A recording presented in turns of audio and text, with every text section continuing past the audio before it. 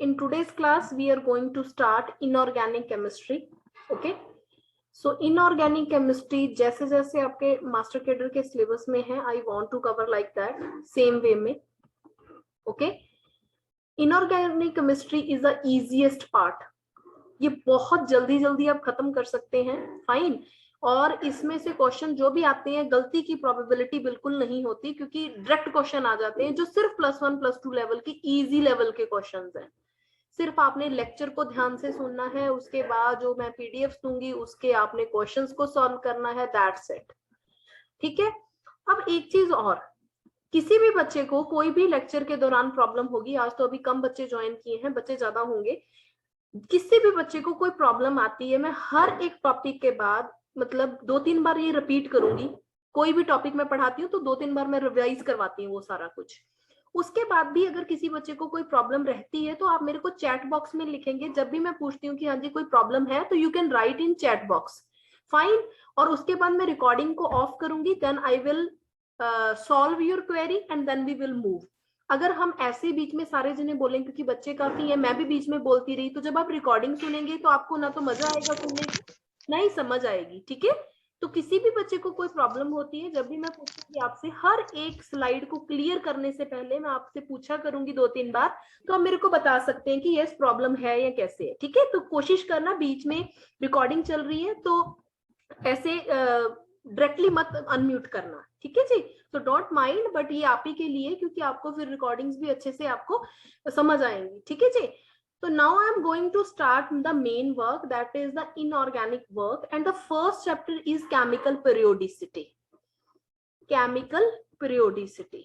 देखो एक चीज है, अगर आपने केमिकल पीरियोडिसिटी अच्छे से समझ लिया, या आप मान के चलिए कि आपने अलग अलग भी समझ लिए, तब भी काम चल जाएगा. यहां मैं आपको सिर्फ दूंगी ओवरव्यू कि प्रॉपर्टीज का ओवरव्यू क्या है, किस तरीके से जर्नल प्रॉपर्टीज चलती हैं विदाउट एनी एक्सेप्शनल ट्रेंड. कि पूरा पीरियोडिक टेबल अगर आपने समझना है, वो आप किस तरीके से समझ पाएंगे. और अगर हम बात करें S P D and F block की, ये हम सारा का सारा डिटेल में ही पढ़ेंगे, और उसमें से क्या क्वेश्चन आएंगे वो भी मैं आपको बता दूंगी. ठीक है जी. Now I am going to start. ठीक है जी. अब हमारे पास, आप लोगों को सभी को पता होगा कि अगर हम पीरियोडिक टेबल की बात करें तो we are having full fledge periodic table, जिसमें बहुत सारे एलिमेंट हैं और सभी का अरेंजमेंट जो है वो प्रॉपर वे से किया गया है. ठीक है जी. और अगर मैं लिखूं तो we can say that the increasing order of atomic masses, increasing order of atomic masses with elements having same, or you can say similar properties in vertical columns. Vertical columns is known as periodic table. पर हमें इस definition से कोई भी मतलब नहीं है, क्योंकि पेपर में कभी भी डेफिनेशन वो नहीं पूछेंगे. पीरियोडिक टेबल अगर हमारा इस तरीके का है, इधर भी लाइंस जाती हैं, आपको पता है ऐसी भी लाइंस होती हैं. ठीक है.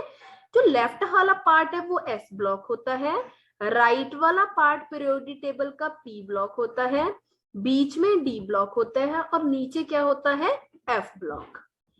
अब ये बोल रहा है कि जब हम एलिमेंट्स को अरेंज करते हैं वर्टिकल कॉलम में, ऐसे जब आपने अरेंज किए हैं, तो सभी की प्रॉपर्टीज, इनकी एक लाइन वाले की प्रॉपर्टीज हैं जो इस लाइन की सभी की मिलती होंगी, इस लाइन वालों की सभी की, मतलब कॉलम्स वाले एलिमेंट्स की प्रॉपर्टीज सभी की एक दूसरे से मिलती होती हैं, तभी ये पीरियोडिक टेबल बना. फाइन. अब यहां से ना कई बार क्वेश्चन आ जाता है कि कितने तरह के पीरियोडिक टेबल पहले आए. ऐसा क्वेश्चन नहीं बन सकता, पर डॉबर्नियर के ट्रेड पे एक बार क्वेश्चन आया हुआ है, तो मैं सारे के सारे ही आपको बताऊंगी. तो देखो सबसे पहले मैं लिख रही हूं Dobereiner law of triads. Periodic table जब बनना स्टार्ट हुआ तो सभी ने अपने अपने तरीके से रिसर्च करनी शुरू की. तो डॉबर्नियर जो था वो सबसे पहला एलिमेंट मतलब साइंटिस्ट था जिसने पीरियोडिक टेबल को बनाया. ठीक है। तो उसने क्या किया, जितनी भी कोशिश, ये जो जितने भी पीरियोडिक टेबल अब मैं डिस्कस करूंगी आपसे, all these periodic tables are based upon atomic masses of element। ये बड़ी इंपॉर्टेंट चीज है। कई बार आपको कोई 4 ऑप्शन देख के पूछा जा सकता है कि yes, the डॉबर्नियर law of triad is dependent upon atomic masses, atomic volume, atomic number और डेंसिटी। तो it is dependent upon atomic mass. Modern periodic table जो आप अपनी अपनी बुक्स में देखते हैं, उसको छोड़ के जितने भी पीरियोडिक टेबल पहले गए वो मास के ऊपर डिपेंड करते थे। यही डिफरेंस है अब वाले में और पहले वाले में। ठीक है जी। नाउ डॉबर्नियर ने क्या किया, 1815, ये याद करने की जरूरत नहीं है, 1829 के बीच में उसने एक लॉ दिया था जिसको बोलते थे डॉबर्नियर लॉ ऑफ ट्रेड।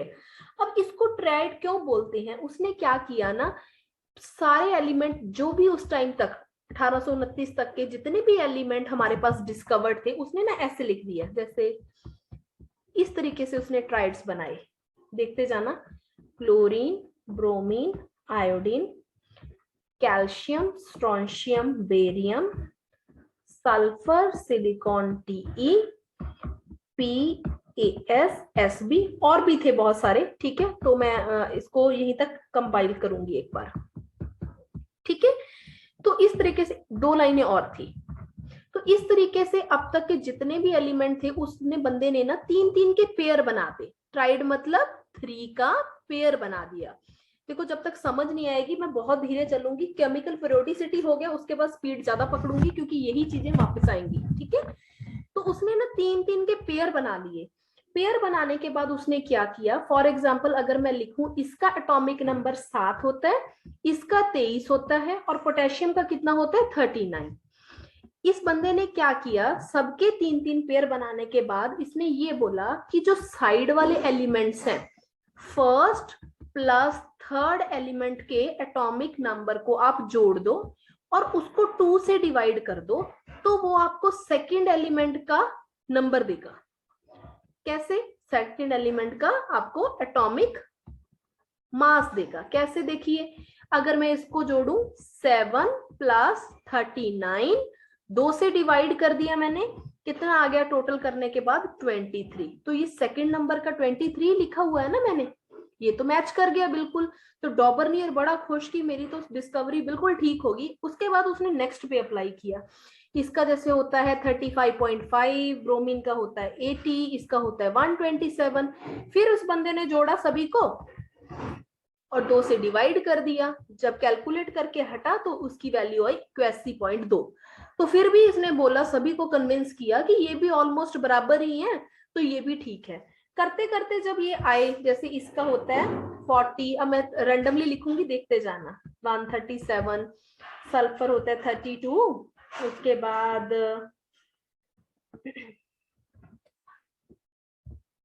79 एंड 127। जैसे जैसे उसने आगे आगे इसकी डिस्कवरी शुरू की, तो सेंट्रल एटम का जो आया कैलकुलेट करने के बाद, यहां से हमारे पास आ रहा था 88.5, यहाँ 88 था। ठीक है, अगर इसका देखा तो यहाँ आ गया 79.5, ये भी मैच कर रहे थे। बट ना आगे चलते चलते डिफरेंस आने लग गया, तो डॉबर्नियर लॉ ट्रेड फेल हो गया, क्योंकि ये सिर्फ स्टार्टिंग वाले के लिए तो एप्लीकेबल था। आगे चलते चलते किसी में 2 का डिफरेंस आ गया, किसी में 3 का आ गया, तो सभी ने बोला कि ये तो एक तुक्का हो गया, ये स्टडी बिल्कुल एक्सपेरिमेंटल बेस्ड नहीं है। तो ये ड्रॉबैक थी इसकी, और ये फेल हो गया। और ये किसके ऊपर बेस्ड था, ये याद रखना, यहाँ से क्वेश्चन बहुत बार आया हुआ है कि Dobereiner law of triad is dependent upon atomic masses. Fine, now please tell me this is clear to everybody. ठीक है जी। उसके बाद यहाँ पे क्या हुआ, फिर नेक्स्ट आया हमारे पास, ठीक है ना, नेक्स्ट डिस्कवरी हो गई। नेक्स्ट डिस्कवरी में हमारे पास जैसे आ गया Newland law of octave. Newland law of octave, ये क्वेश्चन पेपर में आपके आया हुआ था। ऑक्टेव का मतलब होता है 8। क्या मतलब है, 8। ठीक है, तो न्यूलैंड ने क्या किया 1864 में, ये उसने क्या किया, एक लॉ दिया जिसको बोलते थे न्यूलैंड लॉ ऑफ ऑक्टेव। उसने सारे के सारे एलिमेंट्स को अरेंज किया, किसमें, increasing order of atomic mass. ये मैंने पहले ही बता दिया कि सिर्फ मॉडर्न जो आप यूज कर रहे हैं उसको छोड़ के जितने भी पीरियोडिक टेबल थे, याद रखिएगा वो एटॉमिक मास के ऊपर डिपेंडेंट थे। ठीक है, और उसने ये कहा, जैसे हम नहीं बोलते सारे गामा, सा रे गा मा पा धा नी सा, ये कह रहा था कि जैसे यहाँ पे हमारे 8 सुर होते हैं, ठीक है, तो दोबारा देखिए, सा रे गा मा पा धा नी सा, तो 8वें नंबर पे जो एलिमेंट आएगा वो पहले के जैसा ही होगा। जैसे ये 7 सुर हैं, तो जब 8th एलिमेंट ने आना है तो वो पहले के नीचे आएगा, क्योंकि उसकी प्रॉपर्टी फिर सा वाली ही होगी। तो ये था उसका लॉ ऑफ ऑक्टेव। तो इस तरीके से उसने क्या किया कि सारे एलिमेंट्स को अरेंज किया, और उसने ये बताया कि जो 8वां एलिमेंट, आपने 7 तो लिख लिए, 8वां एलिमेंट पहले के नीचे आएगा, क्योंकि वो जैसे सारे गामा में सा वापस आ रहा है 8वें नंबर पे, तो 8वें नंबर वाला एलिमेंट इसके नीचे आएगा। सेम फिर 9th 10th 11 12 13 14, फिर जो 15th वाला होगा वो इसके नीचे आएगा। ये भी एक तुक्का था और ये फेल हो गया, क्योंकि सारे एलिमेंट्स के केस में ऐसा नहीं था। जो उसने यहाँ पे डाले सारे, वो सभी की प्रॉपर्टीज अलग अलग पाई गई और ये फेल हो गया। ठीक है जी, तो ये बड़ा इंपॉर्टेंट है, ये ध्यान रखिएगा। उसके बाद हमारे पास आता है लोथर-मेयर। ठीक है, क्या I approach, Lothar-Myers curve, Lothar Meyer curve. कई इसको लोथर-मेयर पीरियोडिक टेबल भी बोलते हैं, कई कर्व लिख देते हैं, तो कंफ्यूज नहीं होना। जो लोथर-मेयर था उसने ना मेंडलीव के साथ काम किया। मेंडलीव का तो पता ही है आपको, उसी ने तो पीरियोडिक टेबल दिया था। दोनों ने काम किया रशिया में, ठीक है, और किया अलग अलग काम। दोनों एक ही जगह पे काम कर रहे थे कि ठीक है जी, हम 2 लॉ फेल हो चुके हैं जो पहले आए थे, तो हम अपना अपना काम करें। और 1869 तक इन लोगों ने बहुत सारे एलिमेंट्स की डिस्कवरी कर ली थी और उनको अरेंज करने की कोशिश की। इन दोनों ने ये बताया कि हमारे पास, देख लिख लीजिए आप, जो मेंडलीव की पीरियोडिक टेबल था, Mendeleev periodic table is based upon atomic masses, fine. और जो लोथर-मेयर का पीरियोडिक टेबल था वो भी एटॉमिक मास के ऊपर डिपेंड करता था। अब डिफरेंस कहां पे था, मेंडलीव ने जितना भी काम किया, उन्होंने, मैंने आपको ये बताया, दोनों ने सेपरेट सेपरेट तरीके से काम किया। इन लोगों ने डिसाइड कर लिया कि ठीक है, हम एक ही काम कर रहे हैं, पर आप ऐसा करिए कि आप सभी एलिमेंट्स की केमिकल प्रॉपर्टीज देखिए, ठीक है, ताकि हम अच्छे से उस चीज को पीरियोडिक टेबल में ला सके। और लोथर-मेयर को उसने काम दे दिया कि तू सारी की सारी फिजिकल प्रॉपर्टीज को देखने लग जा, कि जितने एलिमेंट हैं उनकी फिजिकल प्रॉपर्टी आप देखोगे और केमिकल प्रॉपर्टी मैं खुद देखूंगा। तो इन लोगों ने म्यूचुअली डिसाइड कर लिया। ठीक है जी, अब उसके बाद ना लोथर-मेयर ने क्या किया, जब ये सारा काम हो गया तो लोथर-मेयर ने कैलकुलेशन की। एक क्या कैलकुलेशन की, देखिए, लोथर-मेयर की कैलकुलेशन के हिसाब से किसी भी चीज का जो एटॉमिक वॉल्यूम था हर एक एलिमेंट का, उसने लिखा कि जो उसका एटॉमिक मास है आप उसको डेंसिटी से डिवाइड कर दीजिए, आपके पास वॉल्यूम आ जाएगा। ठीक है, डेंसिटी क्या होती है, मास बाय वॉल्यूम। तो सेम तरीके से अगर हम देखें तो मास को अगर डेंसिटी से डिवाइड कर देंगे तो वॉल्यूम आना चाहिए। तो ये लोथर-मेयर की ही कैलकुलेशन थी। उसने ये बताया कि जितने एलिमेंट पीरियोडिक टेबल के हैं, मैंने कहता कि उसका एटॉमिक वॉल्यूम चेक किया, कैसे, जो जो मास उसके पास थे उसको डेंसिटी से डिवाइड कर दिया, क्योंकि वो सारा फिजिकल प्रॉपर्टीज के ऊपर काम कर रहा था। तो डेंसिटी एक फिजिकल प्रॉपर्टी है, दोनों सभी का उसने डाटा निकाल लिया।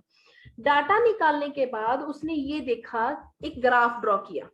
कैसे, यहां उसने रख लिए वॉल्यूम जो कैलकुलेशन से आए थे उसके, और नीचे उसने रख लिया एटॉमिक मास।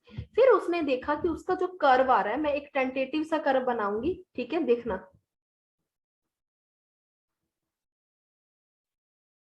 कि सिर्फ मैं आपको थोड़ी सी जो तीन चार चीजें जो है वो बताना चाहती हूँ, बाकी सारा ऐसा सा कुछ कर्व आया।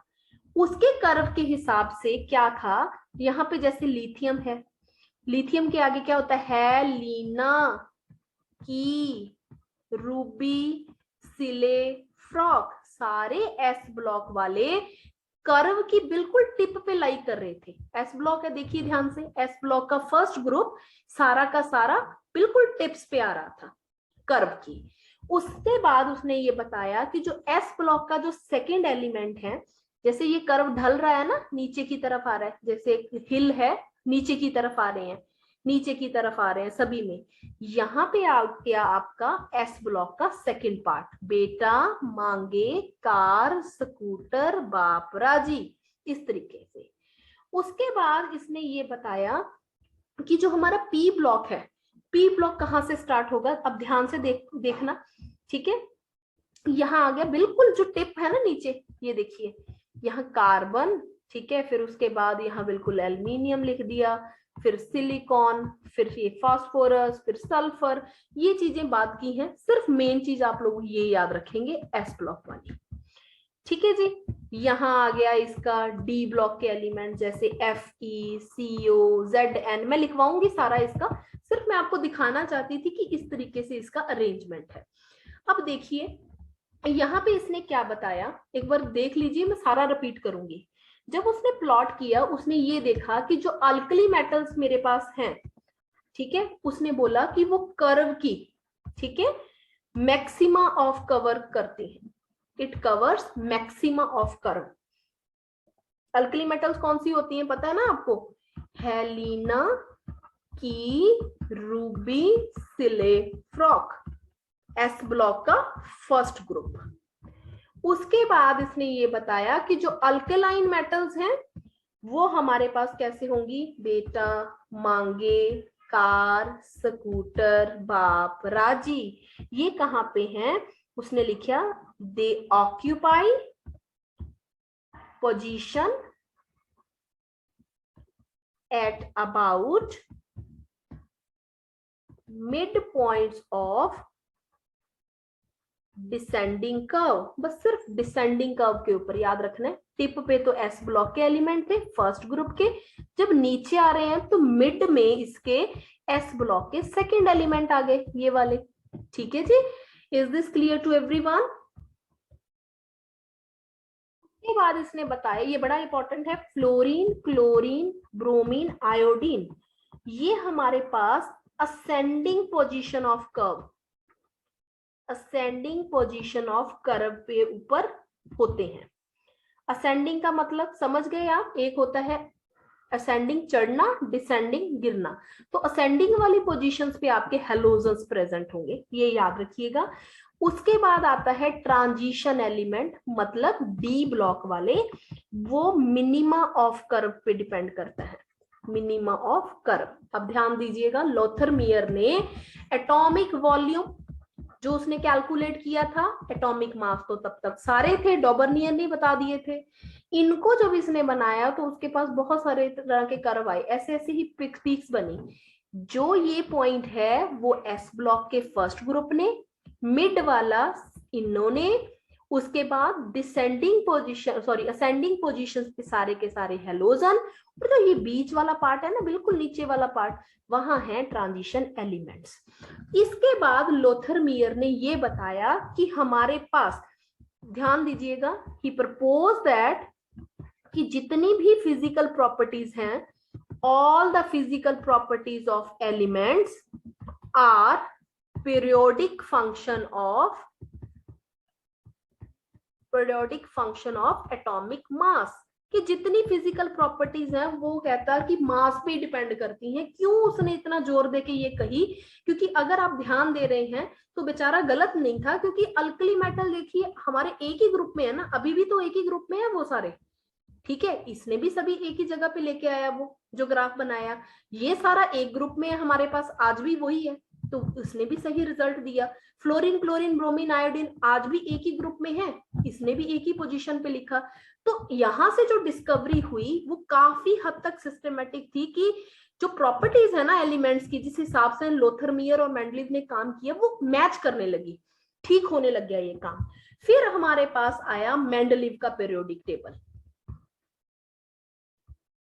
Mendeleev's periodic law, Mendeleev periodic law या मेंडलीव पीरियोडिक टेबल। अब मेंडली के पीरियोडिक टेबल में क्या क्या चीजें थी वो देखिए। देखो, मेंडलीव ने पीरियोडिक टेबल बनाया और उसने ये बताया कि हमारे पास जितनी भी प्रॉपर्टीज हैं, ठीक है, जितनी भी पीरियोडिक प्रॉपर्टीज हैं वो सारी की सारी प्रॉपर्टीज हमारे पास एटॉमिक मास के ऊपर डिपेंड है। अभी तक यही चल रहा था कि सारी की सारी प्रॉपर्टीज एटॉमिक मास के ऊपर डिपेंड करती हैं। अब उसने ना काफी सारी चीजें दी। उसने हमारे पास एक टेबुलर टेबल दे दिया। टेबुलर फॉर्म में सबसे पहला जो पीरियोडिक टेबल था वो किसने दिया था? This question can come in exam. तो वो था मेंडलीव का पीरियोडिक टेबल। इसमें उसने क्या दिया? रो एंड कॉलम बना दिए, जैसे आज भी हमारे पीरियोडिक टेबल में है, ठीक है। और उसको इसने क्या बोला कि this is known as periodic table, ठीक है जी।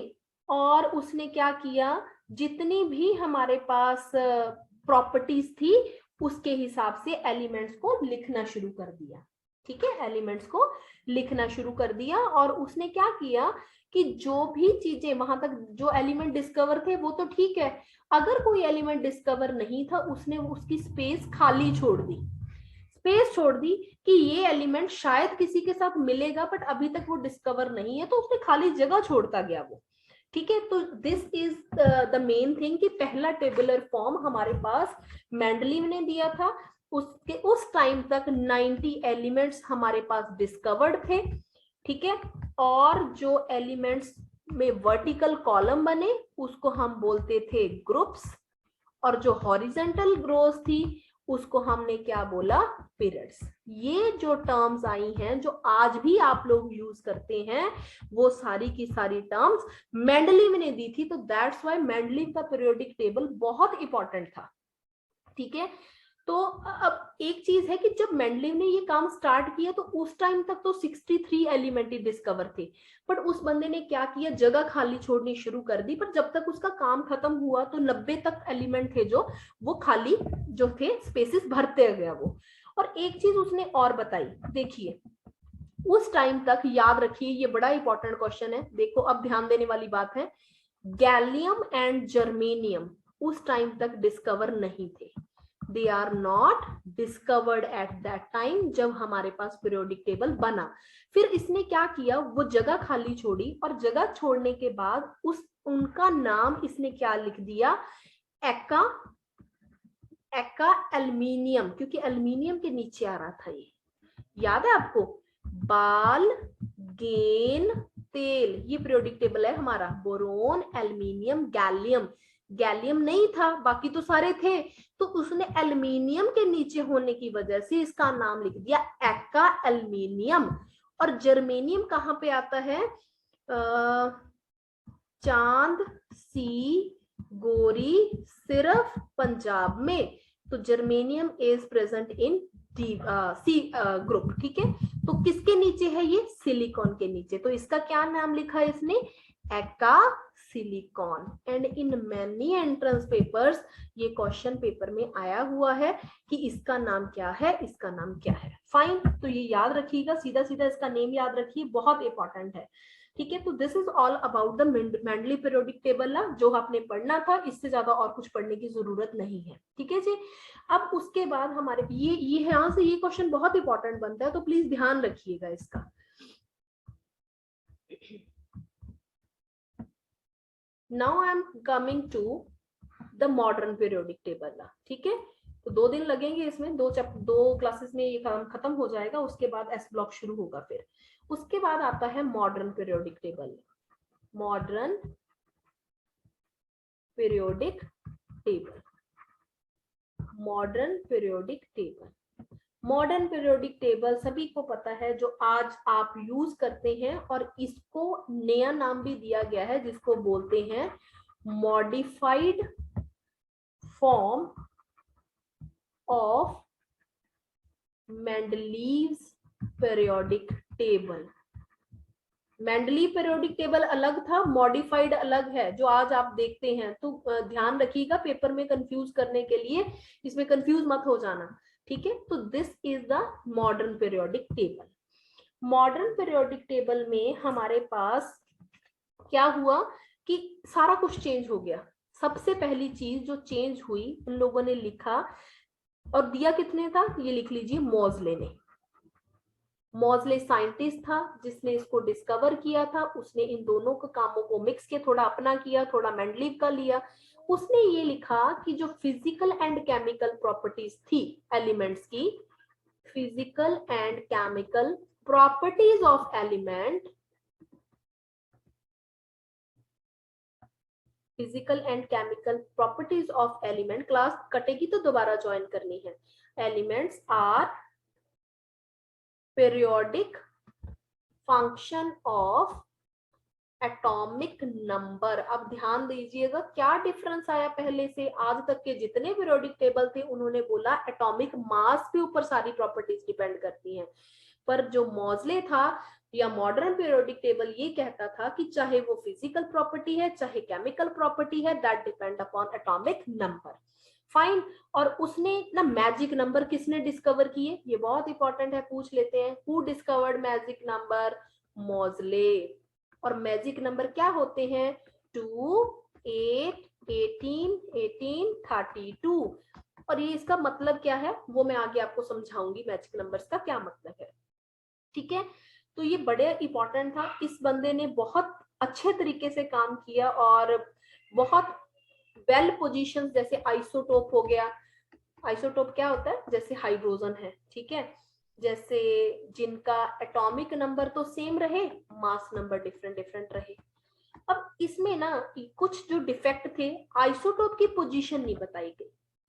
इसने हाइड्रोजन को तो लिख दिया, आज भी पीरियोडिक टेबल में आप सिर्फ हाइड्रोजन को पढ़ते हैं, क्या कहीं पे ड्यूटेरियम और ट्रिटियम लिखा हुआ है, नहीं लिखा हुआ, क्योंकि ये एक डिफेक्ट है जो अभी भी आइसोटोप्स की पोजीशंस को नहीं बता रहा। ठीक है, तो दिस इज अ डिफेक्ट। एक और चीज थी, कुछ एनामोलस पेयर थे यहाँ पे, ये इंपॉर्टेंट है, उसके बाद मैं आप पे डाउट लूंगी, ये सुनिए पहले ध्यान से। एनामोलस पेयर, कौन कौन से एनामोलस पेयर थे यहाँ पे देखिए। एक तो आर्गन पोटेशियम, क्यों था, एक का मास हमारे पास 40, एक का 39, बट एटॉमिक नंबर ये। ठीक है, तो इन्होंने जो अरेंजमेंट की ना, इसको ऊपर कर दिया, इसको नीचे कर दिया, होना क्या चाहिए था, थोड़ा सा चेंजेस, तो मतलब कुछ गड़बड़ अभी भी इसने की जिसके पेयर्स का अभी तक समझ नहीं आ रहा था। जैसे CO था, NI था, ये पेपर में नहीं आ सकते, बट फिर भी ये 4 पेयर थे जो इन लोगों ने अच्छे से इसको अरेंज नहीं किए। ठीक है, तो 2 डिफेक्ट आ गए अभी तक। तो ये सारी चीजें जो मॉजले के पीरियोडिक टेबल में आज भी गलतियां हैं इसके, बट बहुत सारी चीजें इसके एडवांटेज की थी कि हमारे पास सिस्टमेटिक ढंग से पढ़ने के लिए पीरियोडिक टेबल आ गया और बड़ी सारी चीजें हो गई। और इसमें हमारे पास जितने भी वर्टिकल हैं, एक हॉरिजेंटल लाइन होती है, एक वर्टिकल, वर्टिकल लाइंस को हम बोलते हैं ग्रुप्स, ये मैंने पीछे भी बता दिया था। हॉरिजेंटल लाइंस को हम बोलते हैं पीरियड्स। हमारे पास 7 पीरियड्स हैं, 18 ग्रुप्स हैं, और हमारे पास ये सारी चीजें मैंने आपको बताई दी हैं कि क्या है। ठीक है, अब ये बता दीजिए, is this clear to every. ठीक है जी, उसके बाद जो आपने ध्यान देने वाली चीज है जिससे ऊपर पेपर आएगा, अब ध्यान दीजिएगा, जो फर्स्ट पीरियड है, 7 पीरियड है हमारे, फर्स्ट पीरियड मैं लिख रही हूँ, second period, third, fourth, fifth, sixth और 7th, ये 7 पीरियड हमारे पास है। सातों के सातों क्या इसको बोला जाता है, ये पेपर में आता है, इसमें 2 एलिमेंट होते हैं, ये क्रैम करना है। ठीक है, this is point to cram, not cram, क्योंकि जब पीरियोडिक टेबल याद हो जाएगा फिर वैसी समझ आ जाएगी। यहाँ 8 एलिमेंट्स होते हैं, इसमें भी 8 है, फिर 18 है, फिर 18 है, फिर 32, और इसमें 6 एलिमेंट, याद रह जाएगा, मैजिक नंबर लिखवाए थे ना, 2, 8, 8, 18, 18, 32। फाइन, तो इस तरीके से आप इसको याद कर सकते हो। तो इतने इतने एलिमेंट हमारे पास इस पीरियड में हैं। ठीक है, अभी तक जैसे ये 6 एलिमेंट ही थे जब तक ये डिस्कवर हुआ, अप टू 92 तक।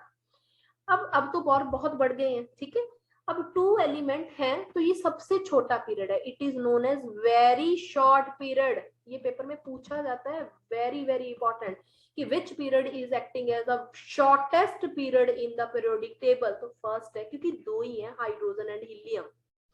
उसके आगे इसको बोलते हैं शॉर्ट पीरियड, क्योंकि 8 है।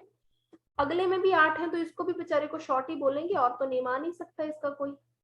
18 वाले के भी सेम है, इसको बोल देते हैं लॉन्ग पीरियड। ये भी लॉन्ग पीरियड है। नेक्स्ट जो 32 वाला है, इसको बोलते हैं वेरी लॉन्ग पीरियड, क्योंकि सबसे ज्यादा एलिमेंट 32 वाले 6th में थे। और ये भी वेरी लॉन्ग है, क्योंकि उसके बाद डिस्कवरी होती गई, तो इसमें भी एलिमेंट्स ऐड होते गए। ये आपको आना चाहिए, यहां से क्वेश्चन बन सकता है केमिकल पीरियोडिसिटी में से। केमिकल पीरियोडिसिटी बेसिकली अलग से मैं नहीं बोलूंगी कि इसमें सब कुछ आएगा। अगर बंदे को पीरियोडिसिटी समझ आ गया तो आप एसपीडीएफ कर लेंगे, या मेरी तरफ से अगर मैं बोलूं कि किसी ने एसपीडीएफ अच्छे से कर लिया तो पीरियोडिसिटी भी हो जाएगा। ठीक है, तो ये अलग अलग चैप्टर्स नहीं है, ये कॉम्बिनेशन ही है सारी का। ठीक है, उसके बाद ये आपके पास हो गया सारा का सारा एलिमेंट्स। ठीक है, now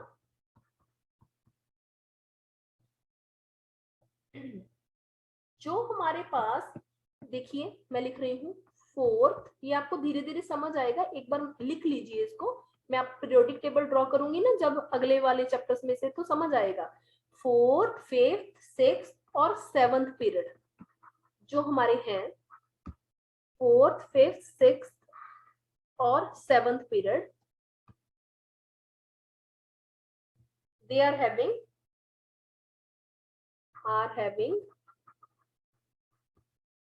2 horizontal rows, are having 2 horizontal rows each, जिसको आप ऑड एंड इवन सीरीज बोलते हैं। ऑड एंड इवन सीरीज, और इसका मतलब क्या है, जस्ट वेट, आपको जब क्लास खत्म होगी तो समझ आ जाएगा, एक बार लिख लीजिए इसको। ठीक है, उसके बाद जो 6th पीरियड है, मैंने अभी लिखवाया था 6th period, 7th period, very long period. ये कहां से स्टार्ट होता है, ये एटॉमिक नंबर 57 से स्टार्ट होता है। कहां एंड करता है, एटॉमिक नंबर 71 पे। 57 होता है लैंथेनम का, और ये होता है ल्यूटीटियम का।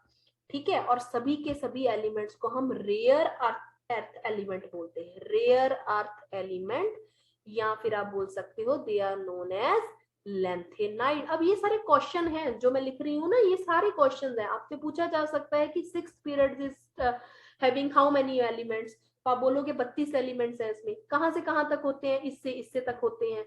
इनको क्या बोलते हैं, रेयर अर्थ मेटल बोलते हैं, लैंथेनाइड्स भी बोल सकते हैं। जो लास्ट है हमारे पास 7th पीरियड है, ठीक है, उसमें हमारे पास कितने एलिमेंट हो सकते हैं, ठीक है, इनको एक्टिनाइड्स, ये सारे के सारे एक्टिनाइड्स उस टाइम डिस्कवर हो रहे थे, पर आज की घड़ी में तो सारे के सारे हो गए हैं।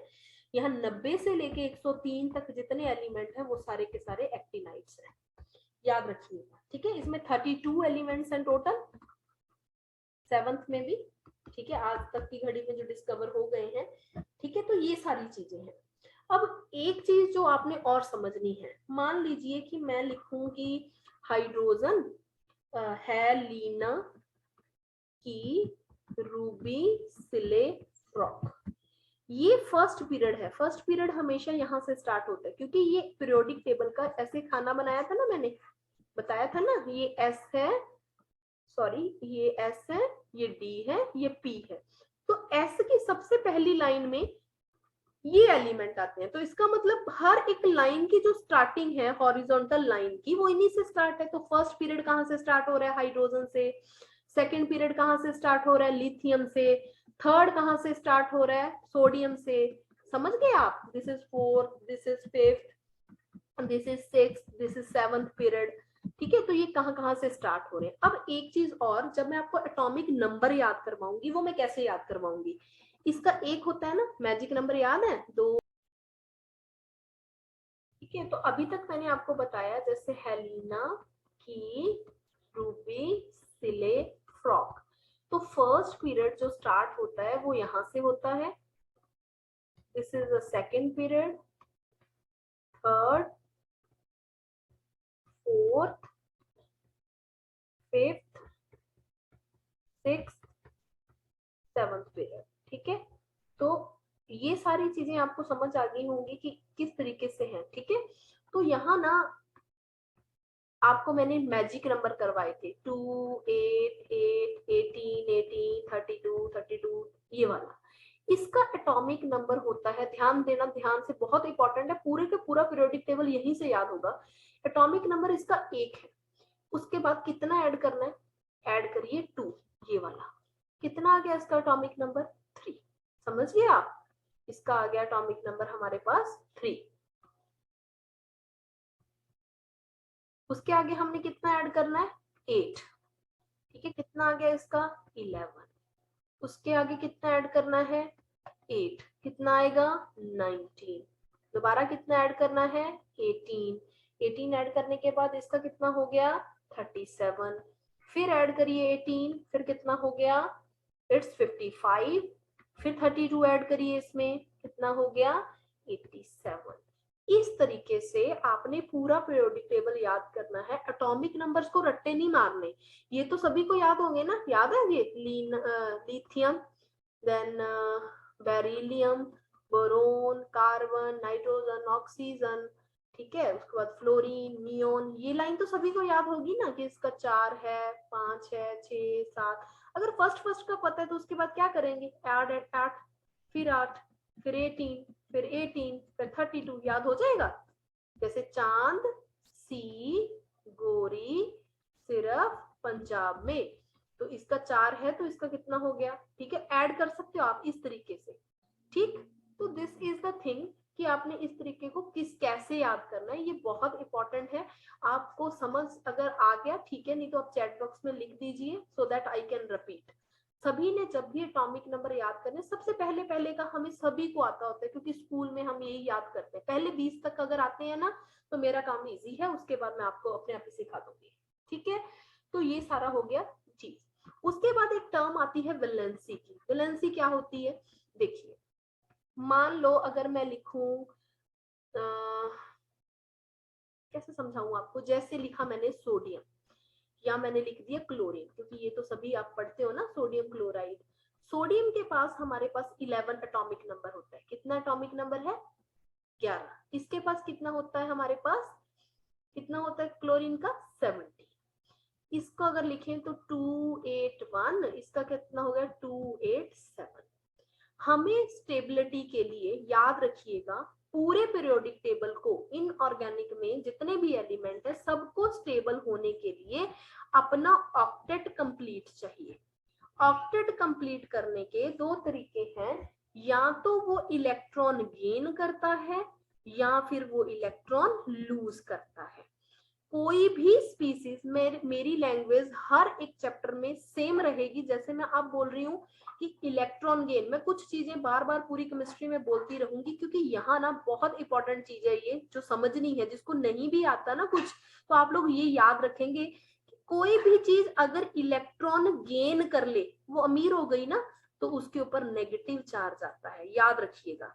अगर किसी ने इलेक्ट्रॉन दे दिया तो क्या हो गया, वो पॉजिटिव चार्ज। नेगेटिव वाला लिखेंगे रिच है, और पॉजिटिव वाला क्या है डेफिशिएंट। ये ऑर्गेनिक इनऑर्गेनिक सभी जगह काम आएगा। ऑर्गेनिक में जो रिच स्पीसीज होती है उसको बोल देते हैं न्यूक्लियोफाइल, और जो डेफिशिएंट होती है उसको बोल देते हैं इलेक्ट्रोफाइल। अब देखिए, अब हमारे पास ये सारी चीजें थी, हमने करना है ऑक्टेट कंप्लीट, मतलब लास्ट में 8 इलेक्ट्रॉन होने चाहिए। यहाँ 1 है, 7 नहीं ले सकता, बहुत मुश्किल है। तो उसके लिए क्या वे है कि वो 1 इलेक्ट्रॉन को लूज कर दे। जब वो 1 इलेक्ट्रॉन देगा तो कौन सा चार्ज आएगा, लूज करने पे पॉजिटिव चार्ज आता है। कितने लूज किए, 1, तो 1 ही चार्ज आएगा। अब इसके पास 7 है, सातों के साथ तो निकाल नहीं सकता, बहुत पंगा होगा। एक ले सकता है कहीं से। अगर ये 1 इलेक्ट्रॉन गेन करता है तो उसके ऊपर कौन सा चार्ज आएगा, नेगेटिव। तो ये चीज आप लोगों को समझनी है, जो जितने इलेक्ट्रॉन लूज करे या गेन करे तो वो होती है इसकी वैलेंसी। मतलब अगर आपसे कोई पूछे कि सोडियम की वैलेंसी क्या है, आप बोलेंगे +1।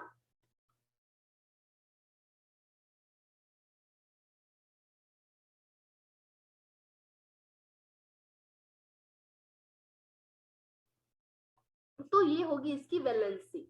यहाँ नेगेटिव चार्ज है, ये भी इसकी वैलेंसी, चाहे पॉजिटिव हो चाहे नेगेटिव हो, हम उसको वैलेंसी बोलते हैं। तो हर एलिमेंट के हिसाब से हो सकता है, जैसे ऑक्सीजन के ऊपर 2 नेगेटिव है तो इसकी वैलेंसी कितनी होगी 2। समझ गए?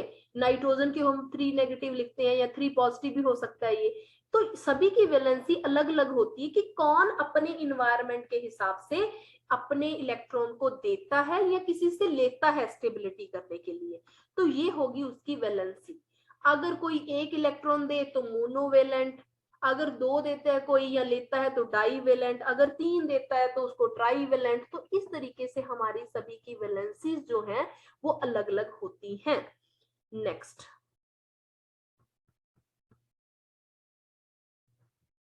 Metallic character. देखो कुछ पहले मैं आपको एक सिंपल लैंग्वेज में बताऊं। जब भी आप, 2 चीजें हैं हमारे पास, ठीक है, 2 चीजें हैं। पहले हम टॉप टू बॉटम वाला कर लेते हैं, टॉप टू बॉटम। जब भी पूरे पीरियोडिक, ये सभी ने अच्छे से क्रैम करना है कि आपको याद रहे। जब भी आप टॉप टू बॉटम आएंगे, पहले सबसे पहले क्या होगा, छोटा साइज, फिर उससे और बड़ा, फिर और बड़ा, फिर और बड़ा, फिर नीचे वाले का सबसे बड़ा। टॉप टू बॉटम जब आप आते हैं तो साइज हमारे पास इंक्रीज करता है। अगर साइज इंक्रीज करता है, इस चीज को ध्यान से समझिएगा, मैं पूरे पीरियोडिक टेबल में एफ ब्लॉक तक यही लैंग्वेज यूज करूंगी कि साइज बढ़ गया। साइज बढ़ने का मतलब ये न्यूक्लियस था, ये बिल्कुल इसके पास था। लास्ट वाली पिक्चर अगर मैं ड्रॉ करूं, ये बहुत बड़ा हो गया, बड़े सारे शेल इसके बीच में आने लगे क्योंकि इलेक्ट्रॉन बढ़ने लगे। ये लास्ट वाला यहाँ चला गया। अब खुद से दिमाग लगाइए सारे बच्चे, मैं पॉज करूंगी और मैं रिकॉर्डिंग ऑफ करूंगी, आप ही से मेरे को आंसर चाहिए। ये न्यूक्लियस है, ये इलेक्ट्रॉन है, पॉजिटिव और नेगेटिव चार्ज। इसके ऊपर न्यूक्लियस का फोर्स ज्यादा है या इसके ऊपर ज्यादा है? टॉप टू बॉटम जब भी आप आते हैं साइज बढ़ता है। देखो मैंने 2 एलिमेंट्स बना लिए, ये सबसे छोटा एलिमेंट है, न्यूक्लियस था जिसके ऊपर पॉजिटिव चार्ज होता है। सभी को पता है ना, न्यूक्लियस में पॉजिटिव होता है, बाहर इलेक्ट्रॉन है। पॉजिटिव और नेगेटिव चार्जेस क्या करते हैं, आपस में अट्रैक्ट करते हैं। इसके इस तरीके से भी आप इसको याद कर सकते हैं। तो यहाँ बड़ी स्ट्रॉन्ग अट्रैक्शन होगी। यहाँ ये बड़ा दूर चला गया, इससे भी दूर होता है, बहुत बड़ा हो जाता है। तो यहाँ पे फोर्स ऑफ अट्रैक्शन जो लगना चाहिए आपस के बीच में, वो तो बहुत कम है। कम होने की वजह से ये मतलब साइज भी बड़ा है, साइज यहाँ पे क्या है, बिग। और लास्ट वाला इलेक्ट्रॉन जो है वो टाइटली नहीं पकड़ा हुआ है इसने, क्यों? क्योंकि साइज बहुत बिग है, अट्रैक्शन है नहीं। समझ गए? अब हमारे पास एक एनर्जी होती है, energy required to remove outermost electron from isolated gaseous state। ये बुक में लिखने वाली टर्म है पर हमें इससे कोई मतलब नहीं। आपने सिर्फ ये याद रखना है कि जो एनर्जी हमें इलेक्ट्रॉन को निकालने के लिए चाहिए, उस एनर्जी को हम क्या बोलते हैं, आयोनाइजेशन एनर्जी। इसको आप क्या लिखते हैं, IE। याद रखिए, जो एनर्जी निकालने के लिए चाहिए वो IE है।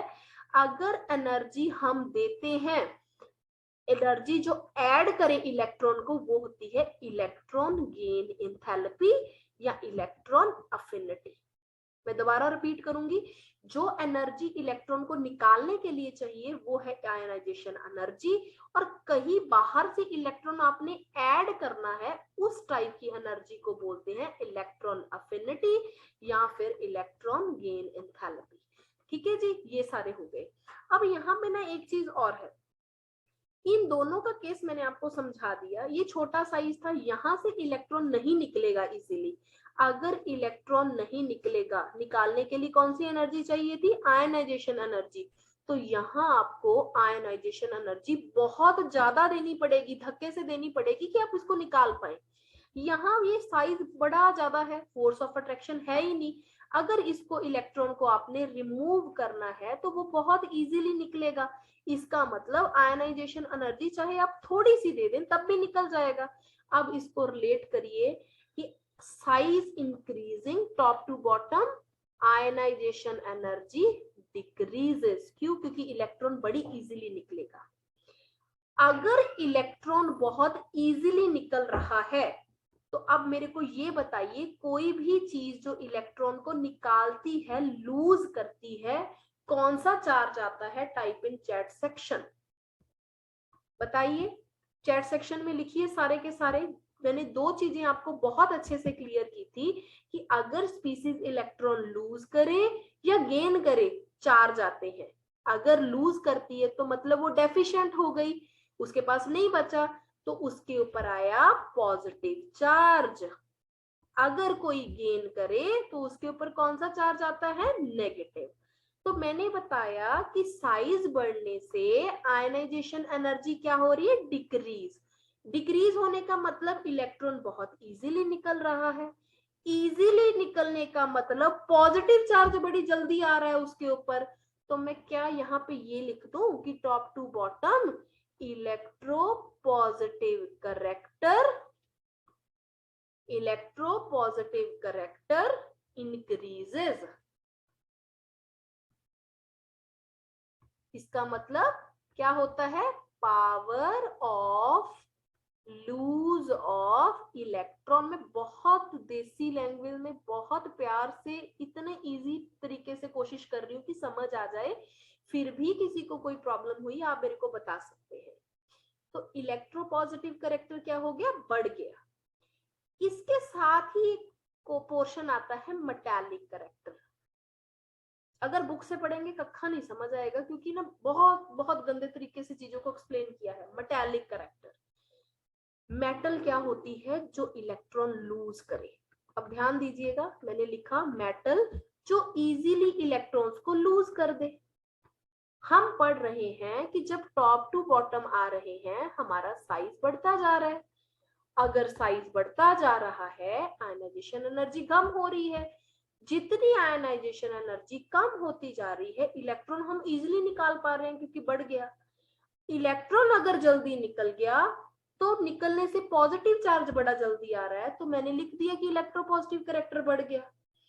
अब एक टर्म बुक्स में बार बार आएगी मेटालिक करेक्टर की, तो हमने क्रैम नहीं करना, हमने ये समझना है पहले कि मेटल क्या होती है जो इजीली इलेक्ट्रॉन दे दे। अब आप बताइए, एक ये वाली चीज है और एक ये वाली चीज है, इनमें से कौन अच्छी मेटल होगी? मेटल नहीं पता आपको, कोई ट्रेंड नहीं पता, पर आपको ये पता है ना कि मैंने ये बताया है कि मेटल वो है जिसमें से इलेक्ट्रॉन बड़े इजीली निकल जाते हैं। तो पहले केस में जल्दी निकलेंगे या लास्ट वाले केस में जल्दी निकलेंगे? बस ये बता दीजिए, इसका मतलब आपको समझ आ गया। अगर आपने इसका आंसर मेरे को ठीक दे दिया तो इसका मतलब आपको अच्छे से समझ आ गया। बताइए। लास्ट वाले से madam. Yes, so in the last case we can say कि मेटालिक करेक्टर जो है वो इंक्रीज करता है एज इंक्रीज इन साइज। ये कुछ चीजें हैं जो आपने याद रखनी है, और इसके साथ ही आप याद रखोगे इलेक्ट्रॉन नेगेटिविटी वो हमारे पास नीचे आते आते डिक्रीज करती है। क्या करती है? डिक्रीज। कैसे याद रखेंगे? देखो, सभी को ना और कुछ पीरियोडिक टेबल में याद हो ना हो, पर आप सभी को जितना मैं श्योर हूं आपको ये जरूर याद होगा, फ्लोरीन, क्लोरीन, ब्रोमीन, आयोडीन, ये हम नीचे आते हैं ना तब आते हैं। ग्रुप नंबर 17 है, ये हेलोजन है, ये सभी को आता होगा। आप सभी को ये भी पता है कि फ्लोरीन सबसे ज्यादा इलेक्ट्रोनेगेटिव है, तो इसका मतलब नीचे आते आते तो इलेक्ट्रोनेगेटिविटी कम हो रही है ना, क्योंकि पहला एलिमेंट सबसे ज्यादा पीरियोडिक टेबल में ये वाला फ्लोरीन सबसे ऊपर पड़ा था, पर बहुत इलेक्ट्रोनेगेटिव है। नीचे आते आते इलेक्ट्रोनेगेटिविटी सारे हेलोजन्स की कम होती है। तो याद रखिएगा, जब भी हम नीचे आएंगे, जैसे जैसे साइज बढ़ता जाएगा इलेक्ट्रोनेगेटिविटी कम होती जाएगी। ये 5 चीजें जिस बच्चे को याद हो गई हैं, तो आप समझ लीजिए आपके पीरियोडिक टेबल का आधे से ज्यादा काम खत्म हो गया। जितनी चीजें मैंने आपके लिए बताई हैं, ये हो सकता है कि आपने बहुत टाइम से छोड़ा है इस सबको, पर इस तरीके से अगर आप याद करेंगे, मेरी बात मैं गारंटी दे सकती हूँ, आप यकीन मानिए कि आप सभी को अच्छे से समझ आएगा कि क्या चीजें हैं। ठीक है जी। तो this is you can say all about the basic terms जो मैंने आपको सिखानी थी, ठीक है जी। और एक चीज और है, 2 मिनट रुकिए। एक ना, जैसे मान लो मैं लिखूं पी ब्लॉक लिखती हूँ, सपोज करिए, जैसे मैंने लिखा बाल, गेन, तेल, चांद, सी, गोरी, सिर्फ पंजाब में, नेहा, प्रीति, आशा सब लगाती हैं बिंदी। ये अगर नहीं याद पीरियोडिक टेबल तो आप काम नहीं कर पाएंगे, तो ये करना ही करना है। नेहा, प्रीति, आशा सब लगाती हैं बिंदी, नाइट्रो उस से टेपो, then fluorine, chlorine, bromine, iodine, astatine, उसके बाद neon, argon, krypton, radon, xenon, उसके ऊपर होता है हीलियम। बन गया पीरियोडिक टेबल, आधा बन गया, देख लो। अब ये भी पता है सभी को, ये 3 होता है, ये 4, ये 5, 6, 7, 8, इस तरीके से आप इसका, सॉरी 9, 10, सॉरी रियली सॉरी 7, 6, 5, तो इसके 5 का इसका नंबर बनाना है, तो क्या ऐड करेंगे 18, तो क्या आ जाएगा 13। इसके बाद क्या ऐड करेंगे, 13 आ गया, 14, 15, 16, 17, 18, इस तरीके से आप याद करेंगे, ठीक है, इसके नंबर। अब देखिए, जितना भी पीरियोडिक टेबल चलेगा तो याद रखिएगा कि जितने भी हमारे पास, मान लीजिए पहले 2 है ना, ज्यादातर केसेस में ये हमारे पास होंगे बेसिक, ठीक है, ये होते हैं हमारे पास, जस्ट वेट,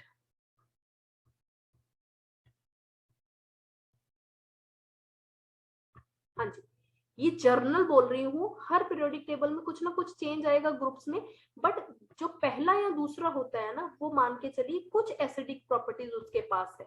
बीच वाले जो होंगे वो एम्फोटेरिक, एम्फोटेरिक मतलब जो एसिड की प्रॉपर्टी भी शो करते हैं, जो बेस की भी करें। और लास्ट वाले हमारे पास क्या होते हैं, बेसिक प्रॉपर्टीज वाले। तो ये हमारे पास 3-4 चीजें हैं जो ये एक टर्म्स हमें बता देती हैं कि हमें किस तरीके से एलिमेंट्स को लेके चलना है, ठीक है। तो ये हो गया सारा कुछ, कुछ बेसिक चीजें थी जितनी मैंने बता दी हैं, आपने उसी तरीके से इसको याद करना है। और एक टर्म आती है मेटल, मेटालॉइड और नॉन मेटल। अगर मैं नॉर्मल ट्रेंड में बात करूं, मान लो ये सारे एलिमेंट्स है मेरे पास, जब मैं नीचे आती गई तो आपको और तो कुछ नहीं समझ, आपको अभी तक ये समझ आ गई कि नीचे आते आते मेटल का करेक्टर बढ़ेगा। तो यूजली क्या होता है कि जो पहले वाले एलिमेंट्स हैं, ऊपर वाले, ज्यादातर केसेस में देखा गया वो नॉन मेटल, बीच वाले हमारे पास हो जाते हैं मेटेलॉइड, और लास्ट वाली हो जाती है मेटल्स। मेटेलॉइड मेटल और नॉन मेटल दोनों की प्रॉपर्टी शो करते हैं। तो एक जर्नल टेंटेटिव आइडिया मैंने आपको बताया, इससे शायद कई बार क्वेश्चन डायरेक्टली आप कर पाए कि ऊपर वाले जितने के एलिमेंट होंगे पहले दूसरे, वो नॉन मेटल में आ गए, बीच वाले मेटेलॉइड, और लास्ट के एक तो जो बचेंगे वो मेटल में आते हैं। तो इस तरीके से आप इस चीजों को, कहानी को जितनी मैंने बताया उसको माइंड में फिट कर लें, उसके बाद आपका काम चल पड़ेगा, ठीक है। अब देखिए, मैंने आपको अभी तक ये लिखवाया था, मैंने अभी तक आपको ये लिखवाया था कि जब हम टॉप टू बॉटम आ रहे हैं, 2 चीजें हो गई, यहां मैंने लिख दिया टॉप टू बॉटम, और यहां मैं लिख रही हूं लेफ्ट टू आप जा रहे हैं राइट। पीरियोडिक टेबल में दोनों तरफ जाने के रास्ते हैं। यहां क्या है, जब आप नीचे आ रहे हैं साइज इंक्रीज करता है, ionization energy decreases, electronegativity decreases, metallic character increases, then electropositive character increases। ये अभी तक मैंने चीजें बताई, और याद रखिएगा ये सारी फैक्टर्स आपको पता होने चाहिए। इससे उल्टा यहाँ पे कर दीजिए, बिल्कुल रिवर्स, इजी रहेगा ना। ये तो मैंने पढ़ा दिया सारा कि कैसे कैसे हुआ ये सब कुछ। अब यहाँ साइज बड़ा था, यहाँ उल्टा कर दो। आयनाइजेशन एनर्जी, अगर साइज छोटा है तो उसकी आयनाइजेशन एनर्जी ज्यादा ही है ना, उल्टा कर दिया। इसका मेटेलिक करेक्टर भी कम हो जाएगा, इसका इलेक्ट्रोपॉजिटिव करेक्टर भी कम हो जाएगा। देन उसके बाद आता है हमारे पास इलेक्ट्रोनेगेटिविटी। तो इलेक्ट्रोनेगेटिविटी लेफ्ट टू राइट जाते जाते इंक्रीज होगी। कैसे पता चलेगा, आप देखना 1 मिनट।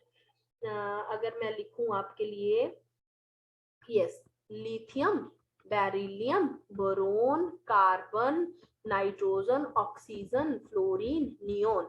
तो लेफ्ट टू राइट जब आप जा रहे हैं तो आप देखिए फ्लोरीन मोस्ट इलेक्ट्रोनेगेटिव, तो इसका मतलब इधर से उधर जाने पे तो ये बढ़ रहा है, बट अगर मैं नीचे जाने की बात करूं तो यहाँ पे हमारे पास इलेक्ट्रोनेगेटिविटी कम होती जा रही है, क्योंकि ये मोस्ट इलेक्ट्रोनेगेटिव एलिमेंट है। याद रहेगा, मोस्ट इलेक्ट्रोनेगेटिव कौन एलिमेंट है? फ्लोरीन। मोस्ट इलेक्ट्रोपॉजिटिव एलिमेंट कौन है पीरियोडिक टेबल का? सीजियम। लिक्विड एलिमेंट्स कौन से हैं हमारे पास? Mercury and bromine. Mercury is a metal, bromine is a non metal. ये दो एलिमेंट हमारे पास लिक्विड स्टेट में मिलते हैं। ये 3-4 चीजें हैं, इसको भी अच्छे से याद कर लीजिए। ठीक है, तो जितना मैंने पढ़ाया है उसको अच्छे से समझ लीजिएगा। और साथ में एक चीज और लिखूं, जितने एस ब्लॉक वाले एलिमेंट है उसको बोलते हैं हम अल्कली मेटल्स, ये आगे भी आएगा, and alkaline earth metals. S और पी ब्लॉक इकट्ठा कहीं पे आ गया उनको बोलते हैं रिप्रेजेंटेटिव एलिमेंट्स। डी ब्लॉक के एलिमेंट्स को आप ट्रांजिशन एलिमेंट्स बोलते हैं।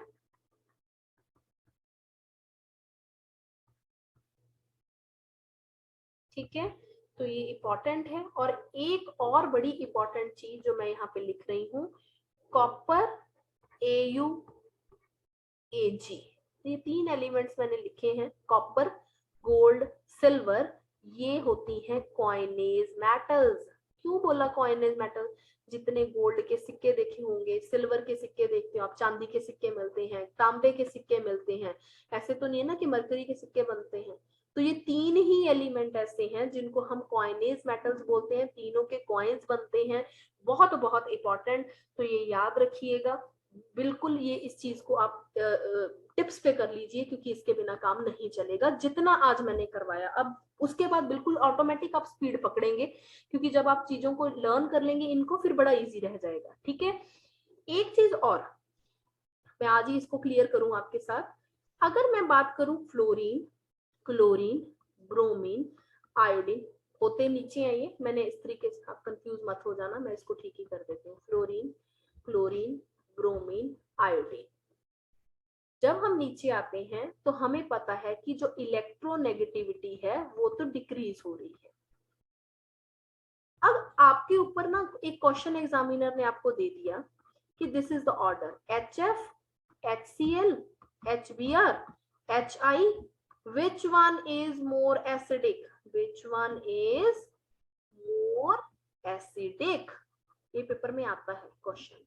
अगर इस तरीके का क्वेश्चन पेपर में आ गया तो आपने क्या देखना है? एसिडिक देखना है।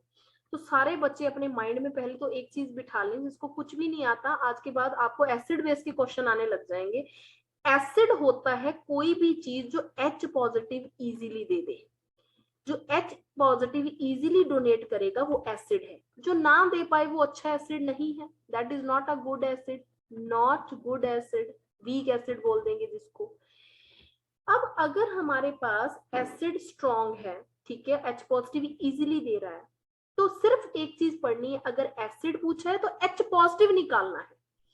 तो देखिए मैं इस सभी में से H पॉजिटिव निकाल दूंगी। इसमें से निकाल दिया तो ये F नेगेटिव, ये Cl नेगेटिव, ये Br नेगेटिव, ये I नेगेटिव। ठीक है, ऑर्गेनिक इनऑर्गेनिक कहीं पे भी एसिडिटी का क्वेश्चन आ जाए, H पॉजिटिव निकाल के फिर देखना है कि बाकी काम हमने क्या करना है। ठीक है, अब मेरे को ये बताइए, अब ये बन गया। ठीक है, आप मेरे को ये बताइए कि किस केस में H पॉजिटिव इजीली निकलेगा। कैसे? सारी चीजें जितनी मैंने आज बताई सब कुछ साइज के ऊपर डिपेंड करता है, या आयनाइजेशन एनर्जी। पूरे के पूरे पीरियोडिक टेबल के क्वेश्चन 2 ही फैक्टर्स के ऊपर डिपेंड करते हैं। अब देखिए, ये फ्लोरीन छोटा था, क्लोरीन और बड़ा हो गया, ब्रोमीन और बड़ा, आयोडीन और बड़ा। इसने बॉन्ड बनाया हाइड्रोजन के साथ, इसने भी हाइड्रोजन के साथ, इसने भी हाइड्रोजन के साथ, इसने भी हाइड्रोजन के साथ। ये बिल्कुल छोटे छोटे हैं, पास पास हैं। ये भी थोड़ा सा, ये थोड़ा सा उसको दूर कर दीजिए। ठीक है, इसको हम बना लेते हैं ऐसे, ये थोड़ा सा दूर आ गया, ये और दूर आ गया, ये और दूर चला गया। किस केस में हाइड्रोजन को निकालना इजी होगा? ये देखिए, आप खुद से सोचिए, अगर ये दोनों पास पास है, जितने छोटे होंगे ना वो उतने ही पास होंगे, फोर्स ऑफ अट्रैक्शन भी ज्यादा होगा, बॉन्ड नहीं तोड़ पाएंगे, तो H पॉजिटिव कहाँ से निकालेंगे, नहीं निकल पाएगा इजीली। यहाँ बॉन्ड बहुत बड़ा है, बॉन्ड को तोड़ना इजी है क्योंकि साइज बड़ा बहुत ज्यादा है, जितना साइज बढ़ता जाएगा बॉन्ड लेंथ भी तो उतनी बढ़ती जाएगी ना, इतना लंबा हो गया, ये तोड़ना बहुत इजी, जितना तोड़ना इजी है H पॉजिटिव इजीली निकलेगा, जितना H पॉजिटिव इजीली निकलेगा यही तो एसिडिटी है। तो which one is more acidic, this one is more acidic. Is this clear to everyone? देखिए, अभी तक मैंने जो आपको क्लियर किया था, देखो जितना काम किया मैंने बता दिया कि सारे पीरियोडिक टेबल्स हैं, न्यूलैंड लॉ ऑफ ऑक्टेव्स के ऊपर क्वेश्चन आ जाता है, न्यूलैंड लॉ और डॉबर्नियर के ट्रेड्स हैं जो, उसके ऊपर भी क्वेश्चन आ जाता है। पूछ लेते हैं कि जो प्रॉपर्टीज हैं ये सारी एटॉमिक मास के ऊपर डिपेंड करती थी। नया पीरियोडिक टेबल किसने दिया, मोजले ने दिया, इसके ऊपर बड़े सारे क्वेश्चन आए हुए हैं। जो न्यू पीरियोडिक टेबल है उसमें कितने पीरियड हैं, 7 हैं और 18 ग्रुप्स हैं, ये वाला। कौन सबसे शॉर्टेस्ट है, लॉन्गेस्ट है, कहां से कहां तक स्टार्ट हो रहा है, कितने एलिमेंट्स हैं, जो मैंने इंपॉर्टेंट मेंशन किया था वहां से क्वेश्चन बन सकता है। पर आज तक आपके पीरियोडिक टेबल में से जितने भी क्वेश्चन आए हैं वो क्वेश्चन आता है कि अगर मैं लिख दूं कैल्शियम, कि बताओ जी ये कौन से पीरियड में है और कौन से ग्रुप में है, इस तरीके का क्वेश्चन भी पेपर में आ जाता है। तो इस चैप्टर में सबसे ज्यादा फोकस करने वाली चीज ये है, क्योंकि ये थोड़ा सा अलग टाइप का क्वेश्चन है। इसके लिए एक छोटी सी ट्रिक बताऊंगी, तो बहुत इजीली आप आराम से क्वेश्चन कर पाएंगे, ठीक है। तो जैसे मैं एक क्वेश्चन आपको बताऊं कि देखिए, एन एलिमेंट, 9 मिनट है, प्लीज म्यूट कर लीजिए अपने आप को। The element with atomic number 82 belongs to which group of long form of periodic table? नए पीरियोडिक टेबल को long form of periodic table भी बोलते हैं। और ऑप्शन इन लोगों ने हमें दे रखी हैं 16, 12, 14, 2। इस तरीके का क्वेश्चन पे ना हम बच्चे क्या करते हैं, ये एक्सपेक्ट करते हैं कि तुक्का लगा दें और ठीक हो जाए। तुक्का कभी भी ठीक नहीं होता। मेरी तो किस्मत बहुत माड़ी है, मेरी तो कभी भी नहीं ठीक होता, बाकी आपका अपना लक है। कभी भी एक भी क्वेश्चन तुक्के वाला ठीक नहीं होता। तो बेसिक चीजों की समझ जरूरी है। देखिए, अगर हम इस चीज की बात करते हैं तो आपको पहली बात तो यही नहीं याद होगा डायरेक्टली, आप बहुत सोचेंगे कि 82 एटॉमिक नंबर है कौन सा, फिर देखेंगे कि कौन सी लाइन में आ रहा है। इतना इतना टाइम नहीं है हमारे पास। हमने क्या करना है, हमने ये लिखना है। देखिए, 2, 10, 18, 36, 54, 86, 118, ये याद रहेगा। ये सारी लाइनें, यहां तक की जरूरत पड़ती है, इसकी तो जरूरत ही नहीं है, ये याद रख लीजिए। 2, 10, 18, 36, 54, 86। अब जो भी आपको एटॉमिक नंबर दिया जाएगा आप चेक करो वो किसके पास है, किस लाइन में आ सकता है। ये इसके पास, इसके साथ की वैल्यू है, ठीक है, नजदीक है ना 82, 86, सबसे नजदीक जो होगा उस लाइन को चूज कर लीजिए। जैसे यहाँ 86 नजदीक था, मैंने उसको जो भी नजदीक होगा ना उसमें से इसको माइनस कर दिया, 82 को माइनस कर दिया 86 में, क्या आया, फोर्थ। माइनस करने पे जो भी चीज आएगी वो तो हो गया इसका पीरियड, याद रखिएगा। उसके बाद आपने 18 में से जो पीरियड आएगा उसको माइनस कर देना है, वो हो गया आपका ग्रुप। 18 में से 4 हमारा पीरियड आया था तो 14 हो गया ग्रुप।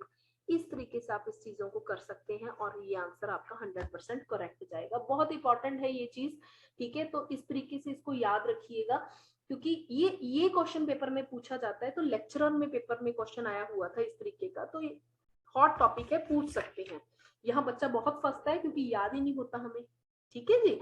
एक आधा क्वेश्चन और करते हैं, ठीक है, क्योंकि फिर उसके बाद क्लास कट जाएगी। Then we will meet again in the next class. Yes.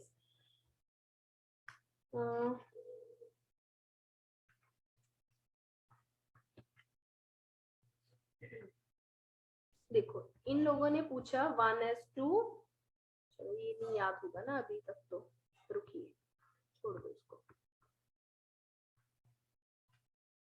अभी तक के एलिमेंट्स का,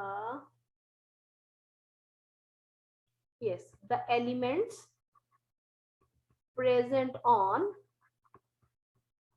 right side of periodic table is, कौन से हैं?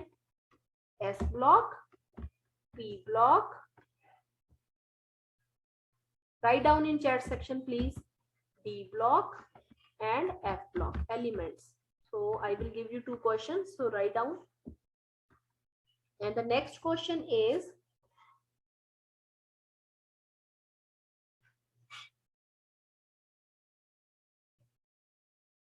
which one is correct statement? Which is correct statement? So options are A, law of octaves was given by Daubernier.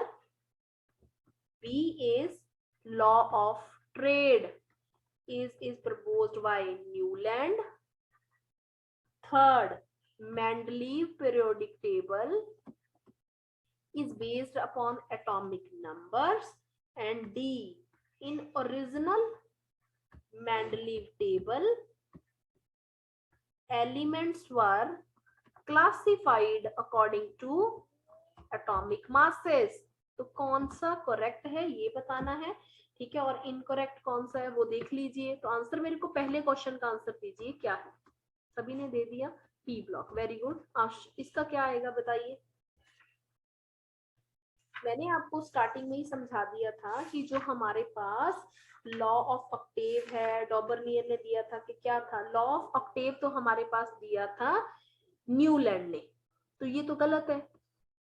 Law of trade दिया था डॉबरनियर ने, ये भी गलत है, ठीक है। मेंडलीव ने जब काम शुरू किया करना अपना, तो वो सिर्फ एटॉमिक मासेस के ऊपर डिपेंड था। एटॉमिक नंबर का काम कब आया? जब मॉजले ने उसको ज्वाइन किया, ठीक है। तो ये हमारे पास करेक्ट स्टेटमेंट थी। तो इस तरीके से क्वेश्चन आएंगे। सबसे इंपॉर्टेंट काम रहेगा ग्रुप निकालना और पीरियड निकालना, वेरी वेरी इंपॉर्टेंट, ठीक है। तो इस चीज को रिवाइज करिए, जितना काम करवाया है इसको सुन लीजिए, कोशिश किया करो जितनी वीडियो मैंने बोली है उसको अच्छे से सुन लिया करो कि दोबारा आपका टाइम ना वेस्ट हो उसको करने में, ठीक है। तो 2-3 दिन आप एक बार क्लास में आइए, इसको देखिए, अगर आपको मजा आ रहा है देन मेरे को पेमेंट करिए, क्योंकि अगर पेमेंट कर दी समझ ना आया या कोई आपको और प्रॉब्लम लगी तो फिर मेरे को अच्छा नहीं लगता वो, ठीक है। तो मेरे को ये बताइए कि क्लास में सबको अच्छे से समझ आया?